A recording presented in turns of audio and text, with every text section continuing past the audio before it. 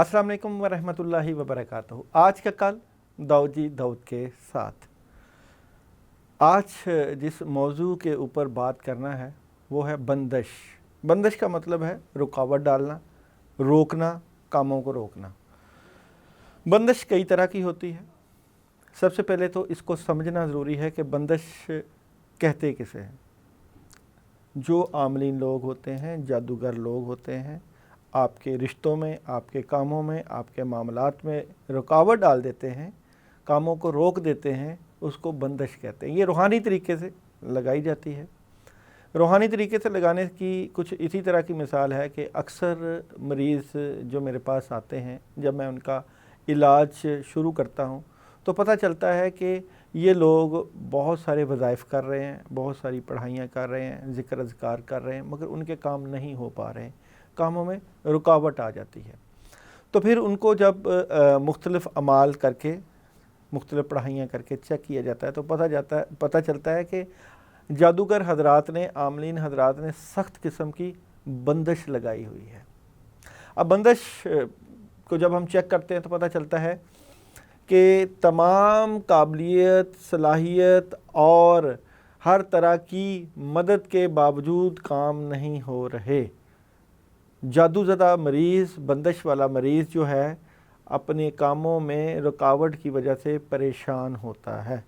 जब किसी के ऊपर बंदिश लगती है तो उसको ख्वाब की सूरत में भी अल्लाह ताला बता देते हैं कि तुम्हारे मामलात जो रुके हुए हैं उसकी वजूहात क्या हैं।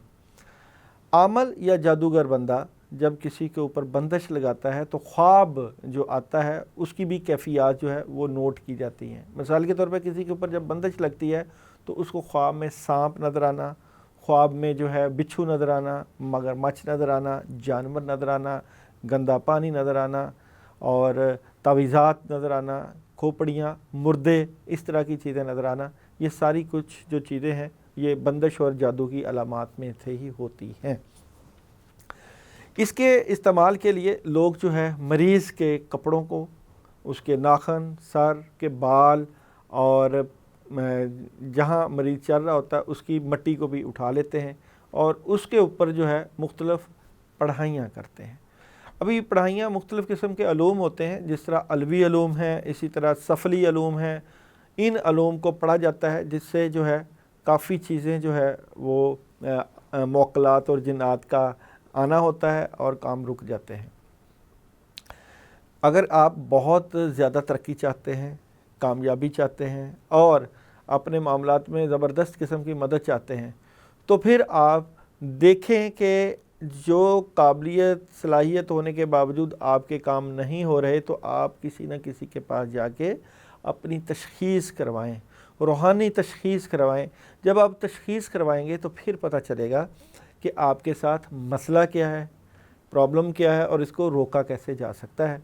इसके लिए आपको किसी मुस्तनद आमल के पास जाना बहुत ज़रूरी है जो कि तशख़ीस करके आपकी बंदिश और आपके मामलात को चेक करेगा और फिर आपकी सही तरीके से रहनुमाई करेगा। बंदिश या जादू ज़दा मरीज़ की अलामात क्या होती है?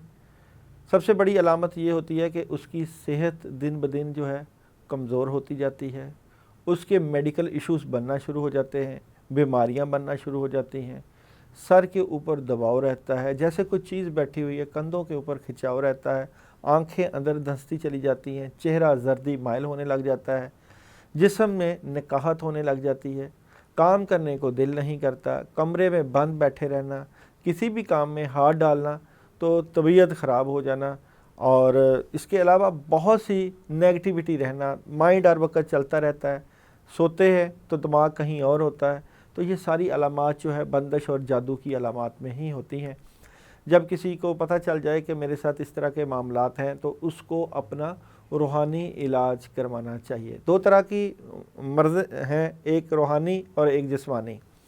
जब हम जिस्मानी तौर पे बीमार होते हैं तो हमारी कोशिश होती है कि हम अच्छे से अच्छे मुस्तनद डॉक्टर के पास जाएं और उससे अपना मेडिकली इलाज करवाएं, उससे टेस्ट करवाएं और जो वो मेडिसिन दे रहा होता है उसको अच्छे तरीके से जो है इस्तेमाल करके दोबारा भी टेस्ट करवाएं, दोबारा भी डॉक्टर के पास जाएं ताकि किसी न किसी डॉक्टर के साथ मुस्तकिल जुड़े रहें, ताकि जब कभी बीमारी हो, जब कभी मसला हो तो डॉक्टर से रुजू करके अपने मसले का हल निकाल लें।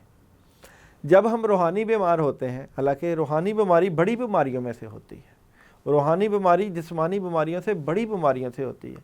जब हम जिस्मानी बीमार होते हैं तो होता क्या है, हम जो है लाइब्रेरी में जाते हैं, वहाँ पे किताबों की सिलेक्शन करते हैं, वजीफ़ों की सिलेक्शन करते हैं, जो है यूट्यूब पे जाते हैं, वहाँ पे मुख्तलिफ़ वजीफ़े चिले और पढ़ाइयाँ सेलेक्ट करते हैं और फिर अपने डॉक्टर ख़ुद बनने की कोशिश करते हैं। यहाँ एक बहुत बड़ा मसला पेश हो जाता है। अगर आपको कोई हार्ट का मसला है या आपको गुर्दों का मसला है या आपके जिस्मानी कोई भी प्रॉब्लम है, तो आप अपने सर्जन खुद नहीं बन सकते, अपना इलाज खुद नहीं कर सकते, आपको किसी न किसी अच्छे डॉक्टर के पास जाना है। मगर जब आप रूहानी बीमार होते हैं तो फिर आप कोशिश करते हैं कि हम वज़ाइफ कर लेंगे, अमलियात कर लेंगे, खुद ही पढ़ाइयाँ कर लेंगे और अपना इलाज कर लेंगे। ऐसा होता नहीं है। मेरे तजर्बे में कम से कम ये चीज़ नहीं है कि अगर आप बीमार हैं, रूहानी बीमार हैं और आपके ऊपर बंदिश लगी हुई है, आपके ऊपर जादू है, आपके ऊपर बद असरात हैं, तो आप अपना इलाज खुद कर लें। अच्छा, यहाँ पे मैं तारीख़ के दोराहों में जाऊँगा और एक बात भी समझाना चाहूँगा कि नबी करीम सल्लल्लाहु अलैहि वसल्लम की ज़िंदगी को लें तो वो हमारे लिए बेहतरीन नमूना हयात है। लोग कहते हैं कि नबी करीम सल्लल्लाहु अलैहि वसल्लम पर भी जादू हो गया था। मैं कहता हूँ कि जादू हुआ नहीं, मगर नबी करीम सल्लल्लाहु अलैहि वसल्लम को इस प्रोसीजर से गुजारा गया ताकि बताया जाए कि अगर इस तरह का मामला हो तो क्या करना चाहिए।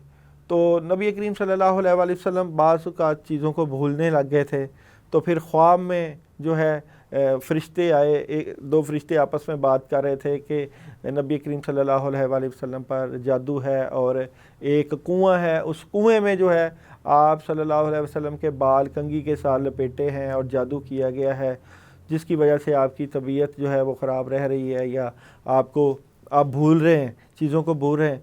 तो फिर उस कुएं में हज़रत अली करमुल्लाह वजहो को भेजा गया, जिन्होंने उस कंघी को निकाला और जो जादू किया गया था, उस यहूदी की तरफ से जादू किया गया था, उसके असर को ज़ाइल किया, तो नबी करीम सल्लल्लाहु अलैहि वसल्लम की तबीयत बेहतरी की तरफ चले गई।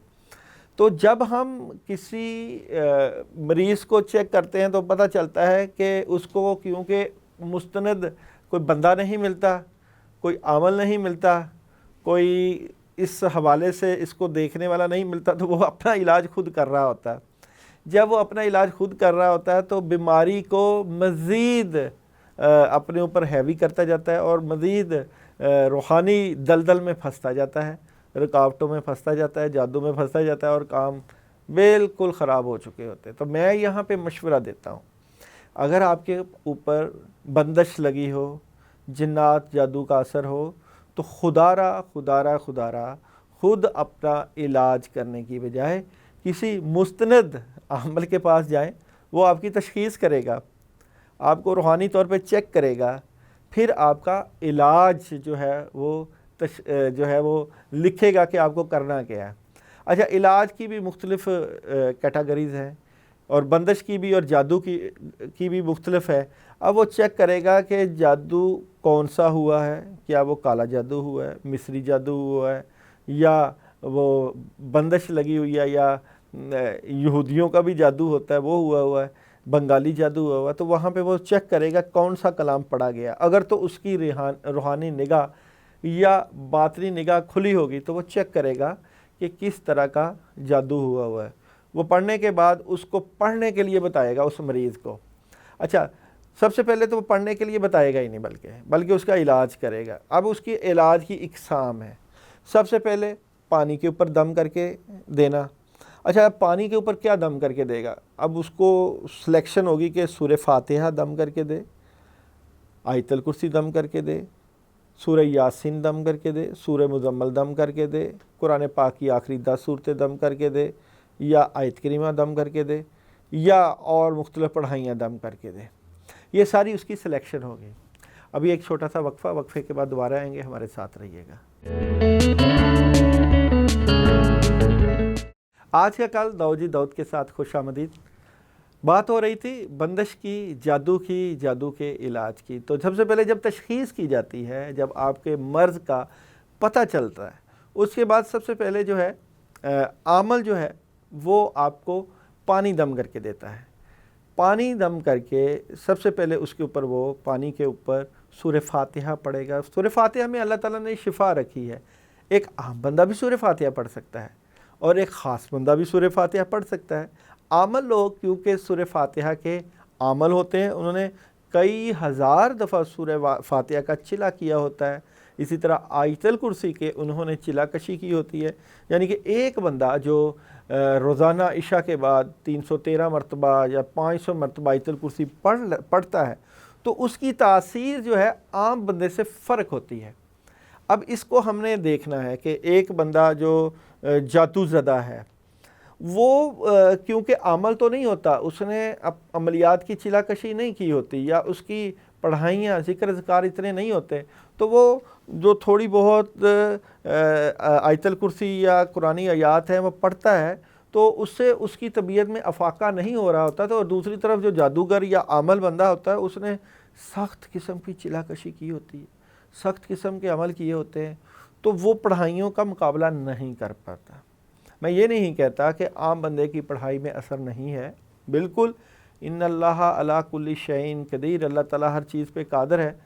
اللہ تعالیٰ نے اس کی زبان میں بھی اثر رکھا ہوتا ہے، کلام میں اثر ہے، لیکن جو عاملین لوگ ہیں، جن کو بزرگوں کی طرف سے ودیت ہوتی ہے، بزرگوں کی طرف سے اجازتیں ہوتی ہیں، جنہوں نے چلا کشی کی ہوتی ہے، جن کا ہر وقت جو ہے عملیات میں ہوتا ہے، جو اچھا خاصا وقت عملیات میں گزار رہے ہوتے ہیں، جب وہ پانی کے اوپر آیت الکرسی، سورہ فلق، سورہ ناس، آیت کریمہ، اعوذ باللہ من الشیطان الرجیم، چہل کاف، مندرہ، ڈھنکا، ناد علی، حزب البحر اور بھی بیش بہا عملیات پڑھ کے دم کر کے دیتا ہے، تو جو بندے نے کھایا پیا ہوتا ہے، یعنی کہ جو اس کے دشمنوں نے، حاسدین نے اس کو کھلایا پلایا ہوتا ہے، جو کہ جسم کے اندر ہوتا ہے، جب کلام الہی پڑھ کے اس کو پلایا جاتا ہے تو ہر طرح کے بد اثرات، شیطانی اثرات، جنات، جادو، جو کہ کلام کے ذریعے جسم کے اندر جا چکے ہوتے ہیں، حتیٰ کہ جسم کے اندر معدے میں جا کے کھانے پینا نہیں بندے کو لگتا، دل کے اوپر پردے اور جسم کی طبیعت خراب، گھبراہٹ، اکتاہٹ، اس طرح کی کیفیات ہوتی ہے۔ تو جیسے ہی پانی جسم میں جاتا ہے تو شفا اللہ تعالیٰ دیتے ہیں۔ سورہ فاتحہ میں شفا ہے، آب زمزم میں شفا ہے، اور کئی عاملین لوگ جو ہیں وہ 7 پرانے دور کی بات ہوتی تھی تو 7 کنوؤں کا پانی منگواتے تھے، کیونکہ 7 کنوؤں کا پانی منگوا کے اس میں شفا ہوتی تھی۔ اب وہ 7 مسجدوں کا پانی منگواتے ہیں جادو کے علاج کے لیے، یا پانی کے اوپر بارش کے پانی میں شفا ہے، اس کے بھی مختلف اعمال ہیں کہ اگر جادو زدہ مریض اور بد اثرات جس کے ہو، اس کے اوپر سورہ فاتحہ یا آب زمزم کے اوپر آب زمزم کے پانی میں شفا ہے، بارش کے پانی کے اوپر، آب زمزم کے پانی کے اوپر پڑھائی کر کے پلاتے ہیں، تو جسم کے اندر جو کھایا پیا مواد ہوتا ہے، کیونکہ جب ہم اپنے قریب لوگ جو جن سے ہم بڑی محبت کرتے ہیں، جب ان کے گھر جاتے ہیں، رشتہ داروں کے گھروں میں جاتے ہیں، ہمیں بڑے پیار سے پیش آتے ہیں، اور وہیں وہ تعویذات کا پانی، تعویذات کی جو چیزیں ہیں عمل کی گئی وہ کھلا دیتے ہیں، کیونکہ آج کل یہ ساری چیزیں جو ہیں حسد اور بغض سے جنم لیتی ہیں۔ اگر آپ کسی سے ظاہری طور پہ جنگ نہیں نہ کر سکتے تو پھر آپ روحانی طور پہ جنگ کرتے ہیں، روحانی طور پہ جنگ کے لیے پھر آپ تعویذات کا، حسد بغض کے ذریعے جو ہے عملیات کا سہارا لیتے ہیں، تو وہ پھر آپ کو کھلا دیتے ہیں، پھر آپ کے کاموں میں رکاوٹیں، آپ کی طبیعت خراب، کام کرنے کو دل نہیں کرنا۔ اچھا خاصا بندہ محنت کا عادی ہوتا ہے، وہ محنت سے اس کا دل بھاگ جاتا ہے، وہ کہتا ہے میں نے کچھ بھی نہیں کرنا، کچھ کرنے کو دل ہی نہیں کرتا۔ آہستہ آہستہ یہ جو ناسور ہے، جس طرح ظاہری بیماری ہے، اگر آپ اس کو شروع سے نہیں پکڑتے تو وہ بیماری بڑھتی بڑھتی بڑھتی انسان کے جسمانی اعضاء کو تباہ و برباد کر دیتی ہے۔ اسی طرح روحانی بیماری کو اگر آپ اسی وقت نہیں پکڑیں گے، ایک وقت آئے گا 1 مہینے 2 مہینے 3 مہینے 4 مہینے سال 2 سال 3 سال کے بعد یہ شہد کے مکھیوں کے چھتے کی طرح ہوتا ہے، آہستہ آہستہ آہستہ آہستہ بڑھ جاتا ہے یہ جادو، اور پھر اس کا علاج کرنا مشکل ہو جاتا ہے۔ تو جب بندہ پانی پیتا ہے، دم والا پانی پیتا ہے، اپنے پانی کو اندر لے کے جاتا ہے تو وہاں پہ اس کی کاٹ ہوتی ہے، تو پانی کا اثر بھی ہوتا ہے۔ اچھا، بات ہو رہی تھی کہ وہ چھتا جو ہے جب اس کا علاج شروع کیا جاتا ہے تو جیسے ہی کوئی کلام خود سے پڑھا جاتا ہے تو جو مکھیاں ہوتی ہیں وہ بن بناتی ہیں، جادو جو ہے وہ انگڑائی لیتا ہے، تو پھر بندہ جیسے ہی کسی ہلکے عمل سے علاج کراتا ہے، کام مزید ٹھیک ہونے کی بجائے بگڑنا شروع ہو جاتے ہیں، کیونکہ پاور تو اتنی ہوتی نہیں، طاقت تو اتنی ہوتی نہیں، اب علاج کیسے ہو؟ تو وہ پھر یہاں پہ پاور والا بندہ ڈھونڈنا، ایک روحانی مستند عمل ڈھونڈنا جو کہ مختلف چلا کشی کر کے اپنی روحانی طاقت کو بڑھا چکا ہوتا ہے، وہ پھر اس کے لیے عمل کرتا ہے۔ اب عمل پانی والا عمل بتا دیا، اس کے ساتھ ہانڈی کا عمل ہوتا ہے۔ ہانڈی کا عمل ایک بڑا مجرب عمل ہے۔ اب یہ جو عمل ہے عملیات میں آتا ہے، جس میں مریض کے ہاتھ اور پاؤں کے ناخن، سر کے بال، پہنا ہوا جسم کا کپڑا، کوئلہ، لیمو، ہلدی اور بھی مختلف چیزیں جو ہے ان کا استعمال کیا جاتا ہے، اور پھر ان کو ہانڈی میں ڈالا جاتا ہے۔ ہانڈی میں ڈالنے کے بعد اس کے اوپر مختلف کلام پڑھے جاتے ہیں۔ سورہ مزمل 11 دفعہ پڑھ لے، چہل کاف پڑھ لے جس کا بندہ عمل ہے، سورہ مزمل کے ساتھ سورہ یاسین پڑھ لے، آیت الکرسی پڑھ لے 100 دفعہ 313 مرتبہ۔ جب وہ کلام کے ذریعے چیزیں اس کی جنات، چیزوں سے مراد جنات موکلات جو اس کے کاموں میں رکاوٹ ڈال رہے ہیں، ان کو پکڑ کے ہانڈی میں ڈالتا ہے روحانی طریقے سے۔ ہانڈی میں ڈالنے کے بعد ڈھکن کو بند کرتا ہے اور اس کو آگ پہ چڑھا دیتا ہے۔ اب مریض تعویذات کا استعمال جو کر رہا ہوتا ہے یا پانی دم کر کے پی رہا ہوتا ہے، وہ تو ایک عارضی علاج ہوتا ہے، پکا اور مستقل علاج نہیں ہو پاتا۔ اسی لیے جادو زدہ مریض جو ہوتا ہے وہ اکثر جادو کی ہی زد میں رہتے ہیں۔ اچھا، جب وہ ہانڈی کا علاج، ہانڈی اس کی ہوتی ہے، اس کے 7 دفعہ سر کے دائیں اور بائیں مارتے ہیں اور پھر اس کو آگ پہ چڑھاتے ہیں۔ آگ پہ چڑھاتے ہیں تو جو جنات موکلات جو اس کے اوپر نیگیٹیوٹی پھیلا رہے ہیں، اس کے کاموں کو روک رہے ہیں، بندش لگا رہے ہیں، بد اثرات پیدا کر رہے ہیں، شیطانی اثرات پیدا کر رہے ہیں، وہ ساری پکڑتے ہیں۔ وہ چیزوں کو ساری جب پکڑتے ہیں تو اس ہانڈی میں لے کے آتے ہیں، نیچے آگ جل رہی ہوتی ہے، اس کو 24 گھنٹے کے لیے جلایا جاتا ہے، 36 گھنٹے کے لیے بھی جلایا جاتا ہے، 11 دن کے لیے بھی جلایا جاتا ہے، اور روزانہ مغرب سے عشاء یا رات 11 سے لے کے 2 بجے تک بھی جلایا جاتا ہے۔ جیسے ہی وہ ہانڈی جلتی ہے، نیچے آگ جلتی ہے، جنات کو آگ لگتی ہے، جنات پکڑے جاتے ہیں، تباہ ہو جاتے ہیں، برباد ہو جاتے ہیں۔ اس میں مریض کے اوپر تعویذات بھی مل کے جلائے جاتے ہیں، تعویذات ملے جاتے ہیں اور ان کو اس میں ڈالا جاتا ہے ہانڈی میں۔ تو وہ چیزیں جنات موکلات، نظر بد، بغض، حسد، کینہ، جو لوگوں نے اس کے اوپر نیگیٹو اثرات کیے ہوتے ہیں، نیگیٹو جو میکانزم ارد گرد ہوتا ہے، وہ سارا پکڑتے ہیں اور اڑا دیتے ہیں۔ اچھا، یہ بڑا ایک مستند عمل ہے ہانڈی کا عمل۔ اس کے علاوہ لوگ جو ہے اس کے علاج کے لیے چراغ کا عمل کرتے ہیں۔ اچھا جی، چراغ کا عمل جو ہوتا ہے وہ بھی بڑا عملیات میں اہمیت رکھتا ہے۔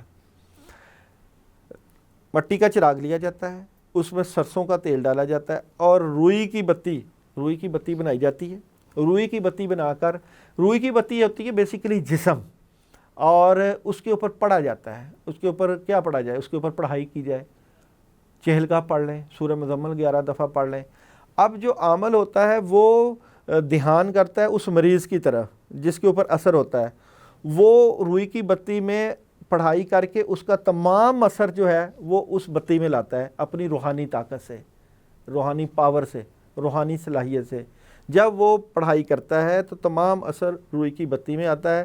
اس کے بعد جو ہے روئی کی بتی جو ہے وہ چراغ میں ڈالی جاتی ہے اور اس کو جلایا جاتا ہے۔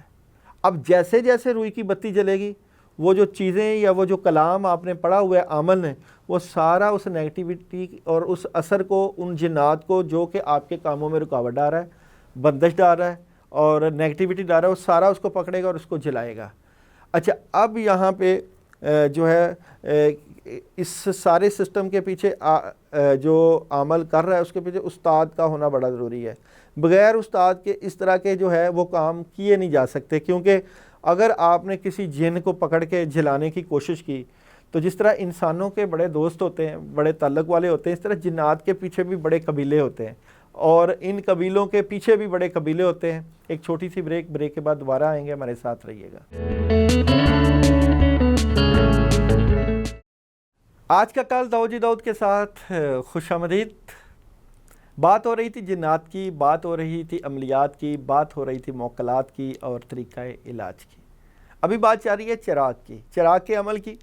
روئی کی بتی بنائی جاتی ہے، روئی کی بتی بنا کر اس کے اوپر جب کلام پڑا جاتا ہے تو مریض کے اوپر جو اثرات ہوتے ہیں وہ اس بتی میں آتے ہیں، اور پھر جیسے جیسے بتی جلتی ہے ویسے ویسے وہ جنات بھی جلنا شروع ہو جاتے ہیں۔ بات ہو رہی تھی اس بات پہ کہ جب آپ کسی جن کو پکڑ کے جلاتے ہو تو اس جن کے بھی تعلق ہوتے ہیں، جس طرح عام انسان کے اس کے رشتہ داروں کے ساتھ تعلق ہوتے ہیں، اس کی فیملی، اس کا ایک پورا ماحول ہوتا ہے، چاچے مامے تائے سارے شامل ہوتے ہیں، اس طرح جنات کی بھی فیملیز ہوتی ہیں، اور یہ بہت بڑی مخلوق ہوتی ہے۔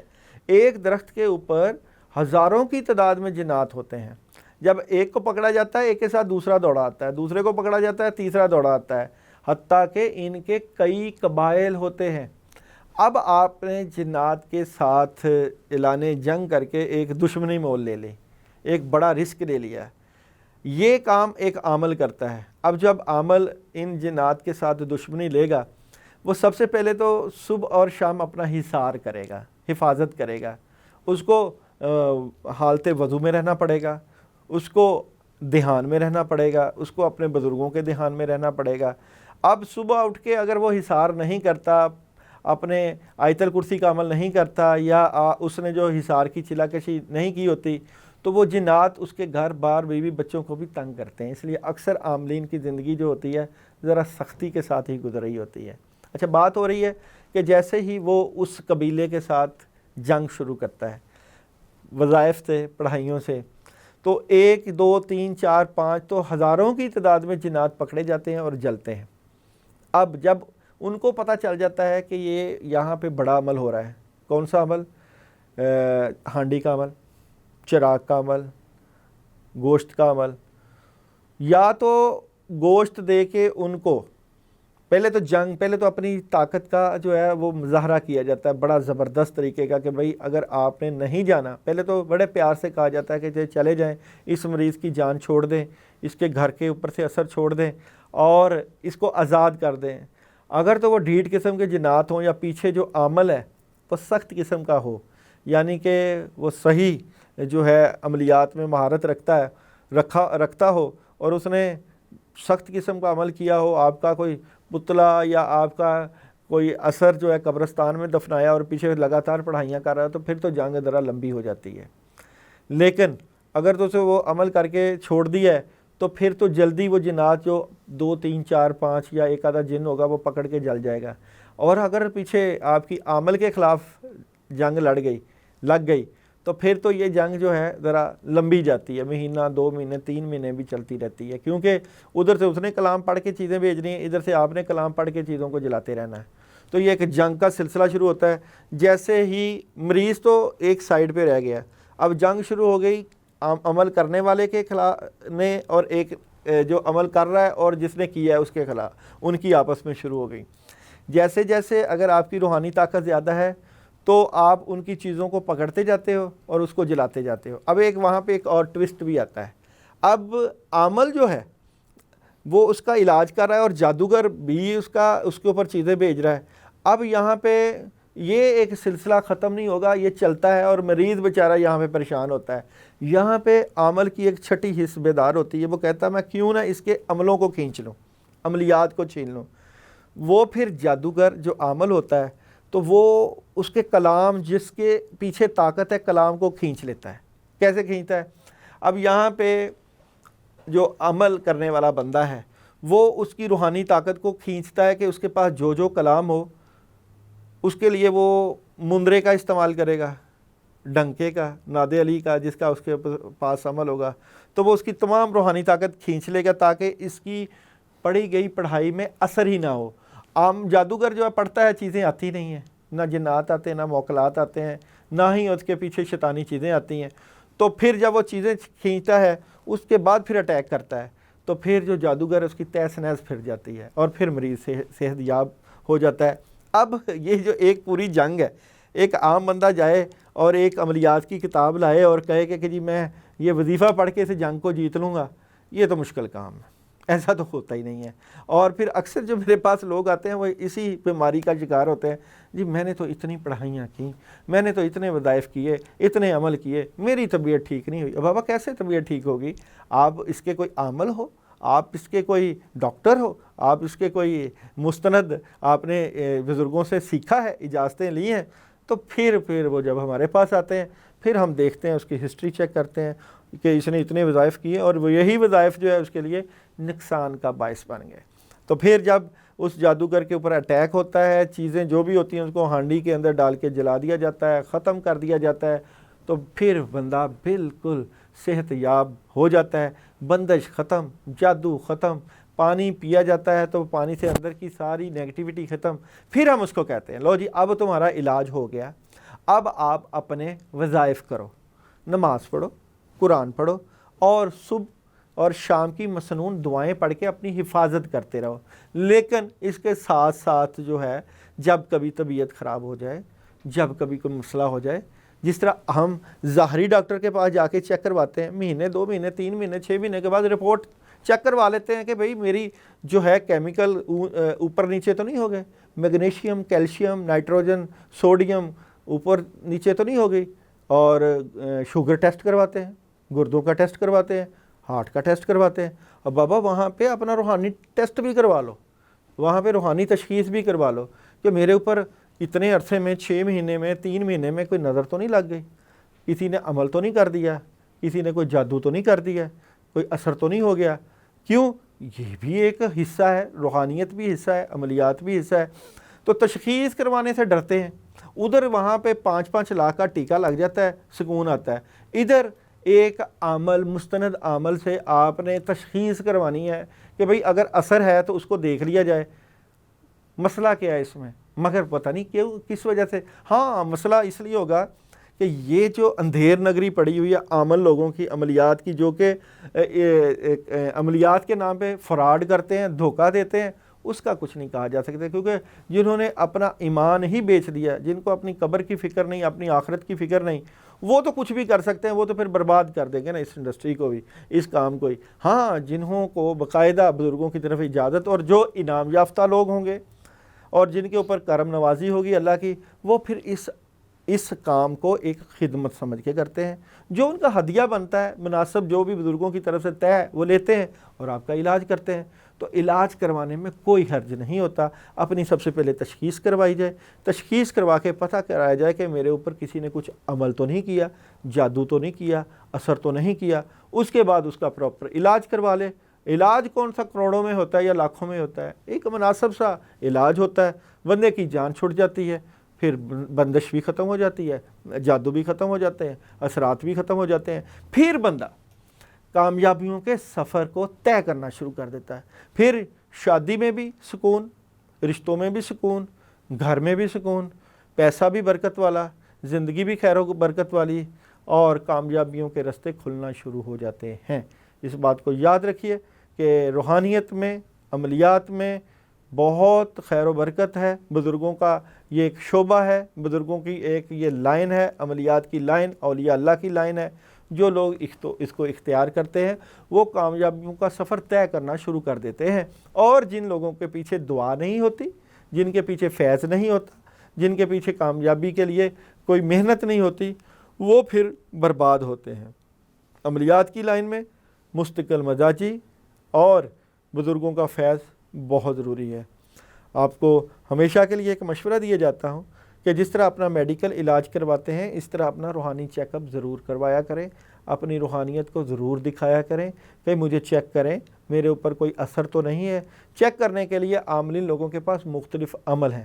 اگر میں اپنی بات کروں تو میرے پاس بزرگوں کی دی گئی مختلف جو ہے پڑھائیاں اور تسبیح کا عمل، چراغ کا عمل، ہانڈی کا عمل، استخارے کا عمل، اور اس کے علاوہ خوابوں کی تعبیر اور بھی مختلف ٹیرو کارڈ اسٹرالوجی، نیمرالوجی، علم الاداد، علم جفر، یہ ساری چیزیں میں نے، کیونکہ میں روحانیت کا ایک ادنا سا طالب علم ہوں، بزرگوں سے سیکھتا رہتا ہوں.